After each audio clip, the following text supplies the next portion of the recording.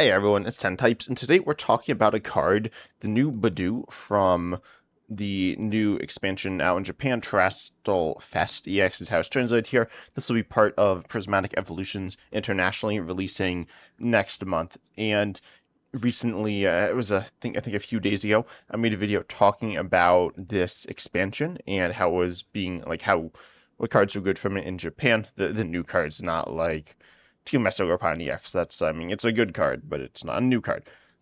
But this card ended up seeing the most play, the Budew, and a lot of people, or not a lot of people, but a few people seemed to be very fired up about it, claiming that it's either super broken, super well, like not just like very strong, but like broken, like clear best card in the game, or and they claim that it should be banned, or also saying that's like terrible design. Except most of the people didn't really give any reasoning for that either, which was kind of weird to me. Obviously, everyone has their own opinions, but um, I don't know. Usually, there should be some reason for that opinion. So I think I'm not exactly sure the origin of it, and it might be that people saw this online. I watched some YouTube videos about it. One was by Zapdos TCG and one was by PTCG Radio. There are actually two by PTCG Radio. The ones he always goes around talking about the new cards right when they're announced. But then there was a video by both of those creators talking about how the cards been good in Japan, and generally they had pretty decently positive things to say about the card. And then, but anyways, then you have Budew here, which I should say what it does. It's a baby Pokemon. Baby's not an official like type or category of Pokemon in the TCG, but it's not like a mechanic, I should say. But they're Pokemon with 30 HP that are basic Pokemon with free retreat. They don't evolve, and they have free attacks that are generally relatively weak because they're free on basic Pokemon. But this attack is pretty solid. It's free, and it item locks your opponent, saying they can't play any items from their hand, and then it also does 10. The 10 doesn't really matter at all. I don't think. I mean, it may matter in certain cases, but that certainly doesn't really have much to do with the card. And then typing doesn't have to do with the card either, as far as I'm aware. Obviously, it is something these mean a little bit, but they don't mean that much. And the thing that matters is that and the free retreat also doesn't like. I mean, free retreat's good. Obviously, free retreat's very good. There are some cards that predominantly see play because they have free retreat, but free retreat doesn't make a card single-handedly broken. It can make a card that's very good even better, or a card that's like okay into a good card, or it can make a card just a pivot that's kind of like filler pivots, kind of like we've seen. Um, I can't think of any like currently in standard, but there have been some Zero Auras and Tapu Kokos and cast forms and stuff that have free retreat that don't have very good attacks. Tapu Koko, I'm talking about the one from Darkness Ablaze. Oh, this is in Japanese. But this one, which isn't a very good attacker, that ended up seeing a decent chunk of play. I guess not that much play, but some play, despite not being a very good attacker. But that's not the case with Budew. Budew, it's free and it item locks. And free attacks we don't see that commonly. I can't think of any particularly strong ones in standard format. The only one that comes into my mind is Hisuian Electrode V, which is a free attack. Just want to quickly search to see if there are any good ones in standard. Actually, I'll just search not necessarily standard, but recent Pokemon HD like formats and attacks that are free because this is meaningful. But obviously, item lock is the big deal here, which is really, really annoying, or can be annoying, very, very powerful. And it's called Ichipalin, it's translated here, which doesn't sound like a fun attack. But item lock is in the game right now, so which we'll talk about. But being free does mean you can go turn one going second, and assuming you don't start this, which you could, but you probably don't, then you attach to your active retreat into it and attack for free, which is the value of free attacks. In addition to obviously being a free attacker is good. Conkeldurr, I guess, is an okay free attacker. It's one that sees play as well.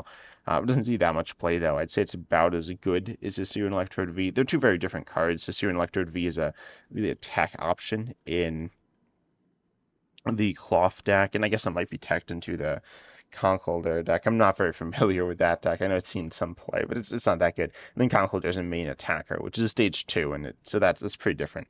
You know, it's not actually free by default, but regardless, attack cost equal to, I believe, 0 is what we should say. And then has unique card text. Oh, and then Cleffa, of course, is a baby Pokemon. That's the other good baby Pokemon. Not an attacker. You have Elekid, which is okay. People have talked about this card a little bit, and I will talk about that some as well.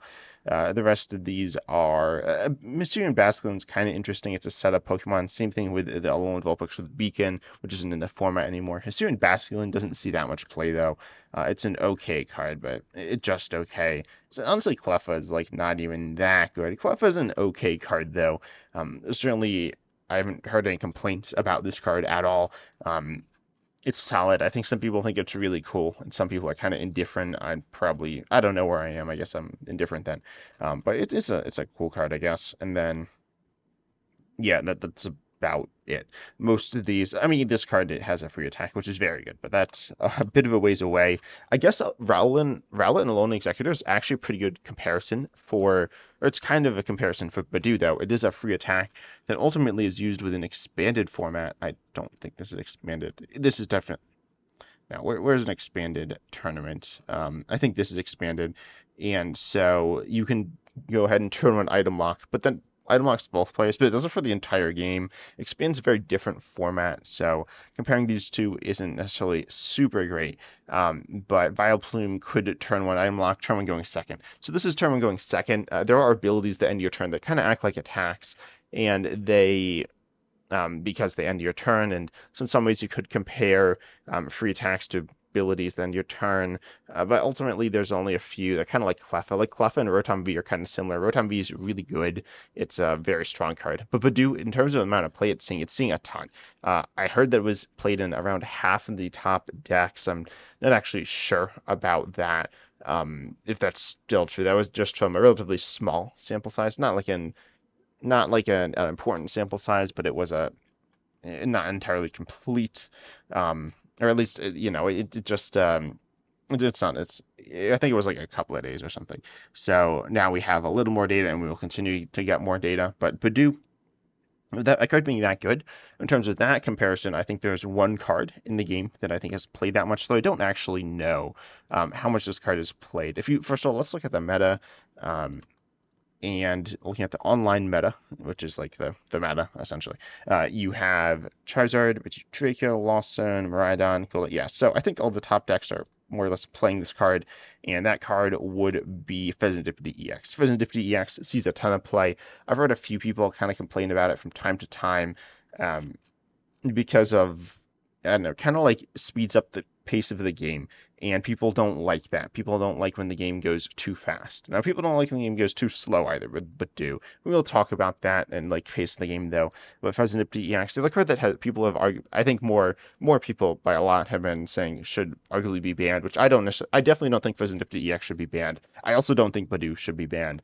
I would be shocked if Budew gets banned. If they ban it within before rotation. They're not going to do that. I don't think they're going to ban it ever, right? Unless something like weird gets printed that has a very strange interaction, which is not even super strange, but like if it just completely counters a card, then that Pokemon wants to promote, then it getting banned, I guess, could happen. But I don't think it's going to get banned. I don't think it's going to get counters printed to it either. I think it's good, but Pheasantipity EX is a card that's good, and changes the game a little bit. It doesn't change the game as much as Budew because it's not an attacker, it's an ability, but it's a very strong card that kind of counters Iono or comparable cards like Roxanna and Fair Stamp, and it's pretty solid. You can kind of play around it as well. You can definitely just not take knockouts with poison. You can only kind of do this though. I say you can do it, but only certain decks can play around it. Like Cloth can play around it, which is a reason that card that like deck and card is strong, with the Brute on it, I should say, with the poison and the poison modifications and things like that. But you can play around Pheasantipity EX, and Pheasantipity EX sees a lot of play. It's also a one of. There are other cards that see a decent amount of play. That might see the similar like numbers played. I don't know, but if there's like it's an attacker, but it's a tech attacker. We don't really have too many tech attackers in the game that I can think of right now. I mean, there's Kyurem, but doesn't really play that much. I mean, it's played in Draco, but it's not a tech attacker there. You have Cleffa, I guess, but Cleffa is not a damaging attacker, so I feel like that wouldn't count. Vumex is kind of a tech attacker. I guess Blood Moon Ursaluna EX is the other tech attacker. I think Blood Moon Ursaluna EX is a really good. I think it's like a very, very, very strong card. I don't know exactly how much it's played. I mean, it's definitely played less than Budew has been played. proportionally, right? Budew has been played a lot. Bloodmirror's Luna, you actually see some play, but I do believe that in terms of strong tech Pokemon, there's a comparison to be made here. They're not really that similar, but they fulfill a similar like card slot in the deck where they're not. But it was kind of setup-y because you can sit behind it and set up, but it's not buying you infinite turns. It's buying you like a turn or something. Because ultimately it doesn't really do any damage, so you can't sustain damage with this Budew. And its HP is barely anything. It can't be your main attacker. We looked at the decks, and these decks aren't Budew decks. This deck is a Budew deck. Okay, this one's actually a Budew deck. Um, it's kind of like Venomoth or Bayonet EX though, and we do need to talk about those cards because Venomoth and Bayonet EX are okay cards. Venomoth is a stage one. They're both stage ones, and they attack for one energy. But they also don't have abilities. So theoretically, if you wanted, you could pull these off turn one going second with the use of Salvatore. And that is a card that people aren't using. Salvatore, well, as far as I'm aware. Let me actually just double check that. Before I say like that confidently. Yeah, people aren't playing it that much. It's not like it's never played. It's played minimally though. And if this was super broken, you could pull off turn one item lock going second pretty consistently, not like 100% of the time, but you could pull it off a decent amount utilizing your resources to do so. It's not as easy, nowhere near as easy as Budew, and takes up way more deck slots. But if this thing is just inherently super broken, then there's the thing in the game right now, and that's annoying if that happens. I will say Budew is annoying, but it's not like the most annoying card. We'll talk about Path as well. Path at the Peak, I think, is probably the best comparison. But regardless, or maybe Garbodor, but I think I go with Path. But anyway, Salvatore, you can turn one Venomoth or Bayonet EX, and also the Budew is in addition to these decks getting you a turn one option to item lock, which is much easier than the Salvatore combo. Salvatore combo is not impossible, especially if you use like Lumineon V. I can't imagine it's that hard to do, but it is harder. You do need energy, you need a good few combo pieces. So this isn't something that people are really using because it's kind of awkward, but anyways, it's not gonna like these are kind of main attackers. Venomoth especially kind of struggles with its lower HP, and Bayonet EX isn't a great main attacker. It's okay. It's seen play within Gardevoir EX and with Bayonet.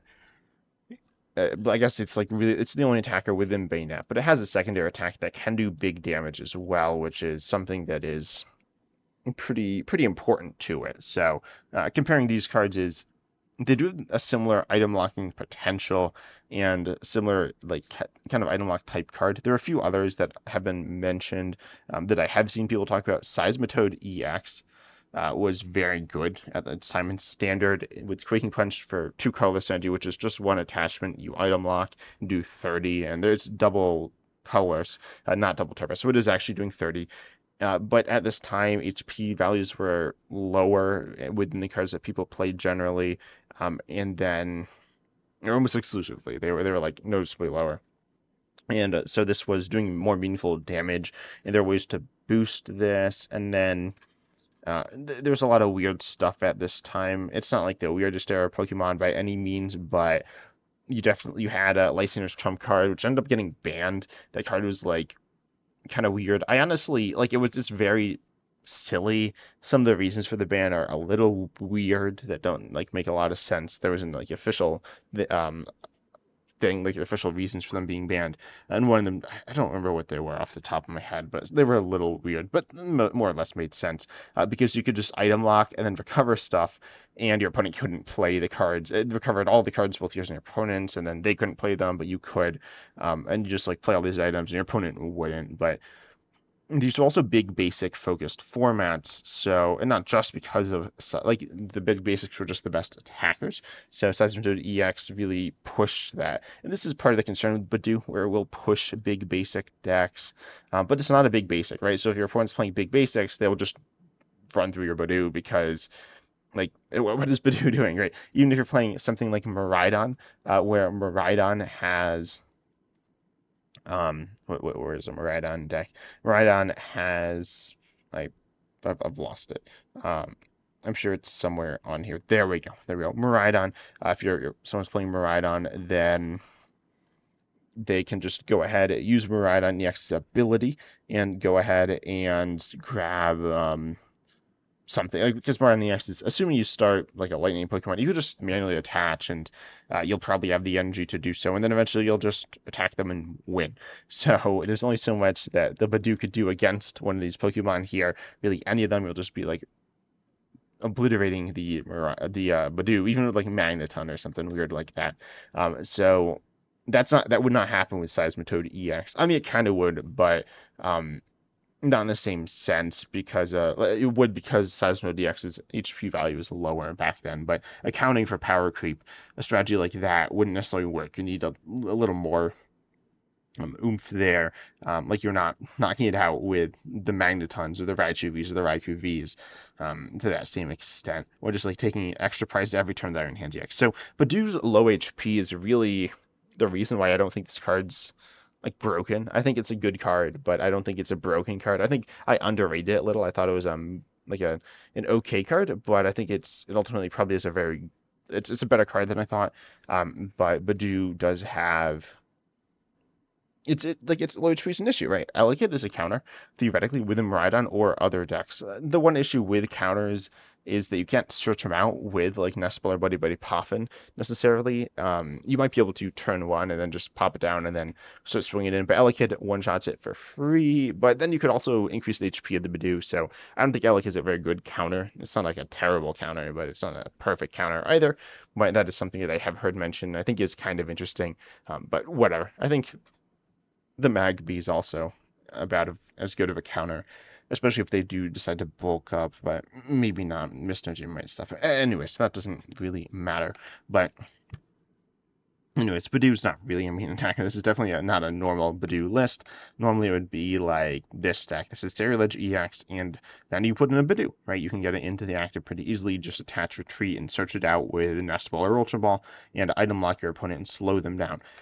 And then also Vikavolt V, I will talk about Vikavolt V. It's kind of like Seismitoad DX as a main attacker, and it does even more damage. Vikavolt V was kind of insane for its time in Standard, but only the beginning and the end, which is kind of weird. I think this is Standard, and so...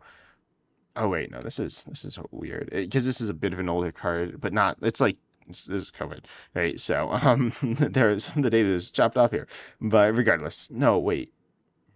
I don't remember exactly when this aligned with that time, but regardless, at the beginning it was kind of insane with Pikarom and that package, and then it rotated, or Pikarom rotated, and then by the end it was really insane with Regieleki VMAX and some of those other pieces, and then Vikavolt V rotated. So they weren't insane for that long, but it was very powerful during that period. Specifically, this was one of the better decks in recent memory, I think, with the turn 1 Vikavolt V, you'd item lock pretty consistently, and now it's your main attacker, and you're just item locking your opponent permanently. This is not something you're really looking to do with Budew.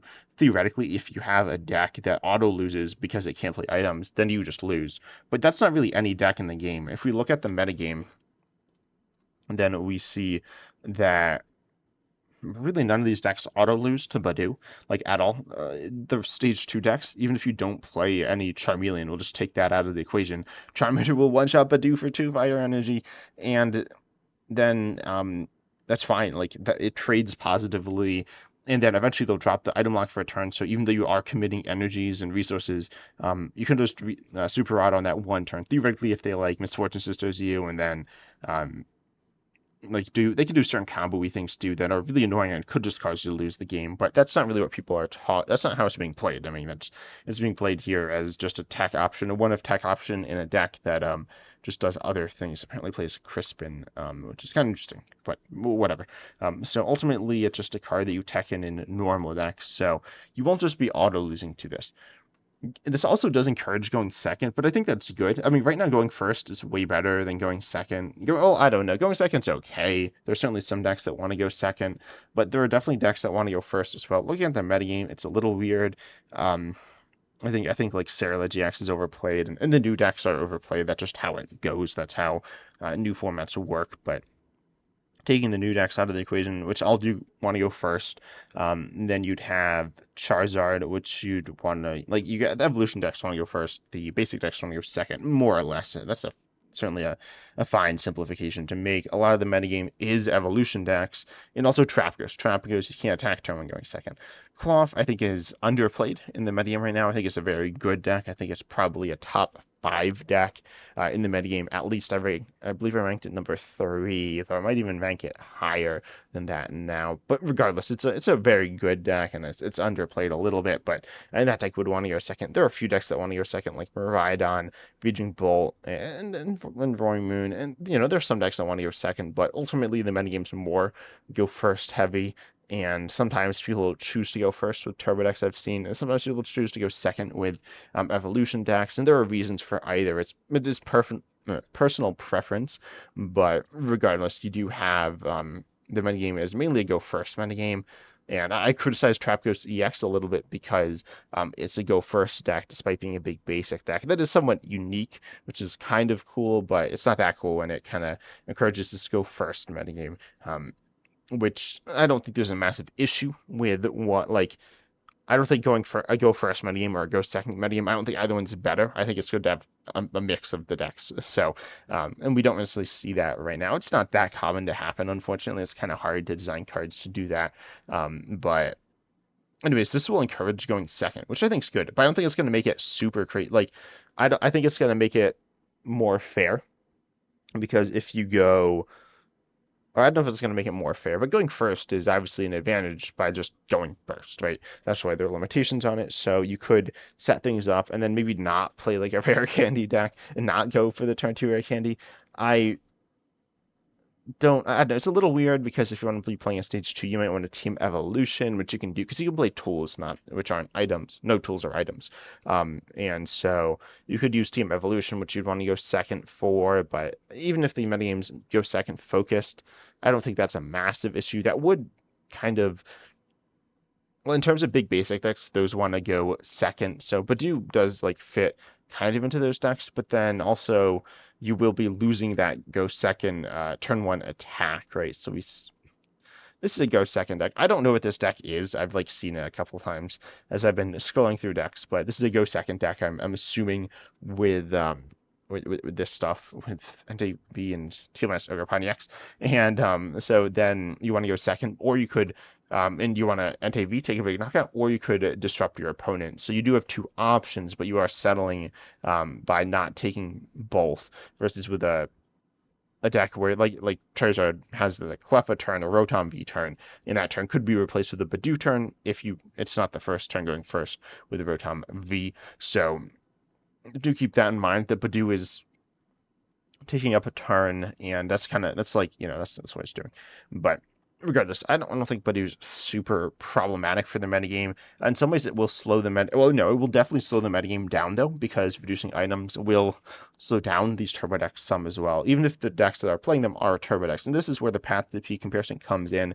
Path to the Peak is a stadium that says Pokemon with the rule box in play don't have abilities, and it's both yours and your opponent's. That's expanded. This ended up seeing play in a lot of different standard decks, including Mew VMAX, which was very good, and uses abilities on rule box Pokemon. And a good chunk of these decks use abilities on rule box Pokemon. And so it's kind of the idea of Budew, where it's trying to stop these turbo-y decks or these item-heavy decks, but the decks playing it might still be item-heavy. So it might not necessarily be trying to stop it might not be stopping what it was trying to stop. And that is one of my criticisms of Path to the Peak. I don't necessarily think slower formats are always better. I mean, I think there's a sweet spot, and the game's a little too fast. I think you're looking at maybe 6 turns per player is pretty fair. I feel like that certainly there's variance, and there is variance in the metagame right now. There are certainly games longer than 6 turns, but you're looking at an intended game plan with maybe an extra turn of wiggle room because things don't go as intended, but you're looking at 4 or 5 turn games, something like that, with Dusknoir accelerating the game. And this is a Dusknoir counter. I mean, it's definitely a Dusknoir counter. It's it's not a perfect Dusknoir counter because Dusclops does one-shot it, but it's somewhat of a Dusknoir counter, and so it's stopping these massive explosive plays from that, which I know people have found annoying, and it's stopping turbo decks, which I know some people also don't like. So I definitely think it'll be good for that reason. And looking at, well, let's look at the deck lists themselves. Like Charizard Pidgeot is a deck that's very good. It is heavily reliant on Rare Candy, so you would kind of need to replace this with maybe Team Evolution, um, or maybe something else, or different things. Or I don't know. Maybe you just need to be. Maybe it won't work, but I think it'll be kind of. I don't know. I don't know. You might be looking to go second, and that's not normally what you'd be trying to do. But with the TM Evolution turn one, you'll be able to do things that you want to do. I don't think changing, as I said, I don't think changing the game if you go second is bad. And I don't think it's like you'll just lose if you go first, because then it'll be item locked, and then your opponent will have a better chance to set up. But then you could, on your second turn, instead of going in with your Charizard, you could go in, but you can't now do because you're item locked. You could instead go in with Budew. So you could also item lock your opponent going back. Yeah, so then they still have to deal with the same thing. Now they also can't if they're playing Charizard, it's not like they can Rare Candy Charizard either, and then or do any of their item combos if they're an item based deck, and then also, excuse me, they won't be able to team Evo. If they team Evolution first turn, you wouldn't be item locked, so then you could Rare Candy. So it's not like it's a card that you're using your attack to do. A card kind of similar that's been compared is the Garbodor, um, the Trashland Garbodor with its attack, which says it does 20 for each item in your opponent's discard pile. It changed the game some, increasing the amount of. Most these are expanded, aren't they? Probably. Anyways, so it more so focused the game towards less item based decks. If we look at like Volcanion, that was a very item focused deck. So we'll look at it. Um, Here. I don't know. This is just a random deck, and it plays a lot of items. Um, 8, 9, 10. This isn't that many items, but they did play a decent chunk of items. I don't remember when Garbodor came out either. We take a look at something like this. Here we go. This one plays a lot of items. So 16, 25 items. That's a lot. These were considered items at the time. They are errata to not be items anymore, but they were items at the time. So you see a lot of items in a deck like this, and it's kind of like Lost Zone or some of the turbo decks, like the Pokestop decks. Pokestop and Budew will not be in format together very long, but they'll be in format together some. So you might want to cut down on items a little, but I don't think that's bad either. The item cards are what make the game faster. So focusing the game more on supporters, I think leads to a more consistent game experience as well. Ultimately, a lot of supporters are, I don't know, like the good ones are Research is good and Iono is good, but then you look at like Arvin's good, and that obviously is countered by Budew. Not completely, but I mean the item aspect, which is the more important aspect, is countered by Budew. So you do everything the Budew, which I think will end up changing the game and shifting the game less item focused. But I don't think it's going to be a problem.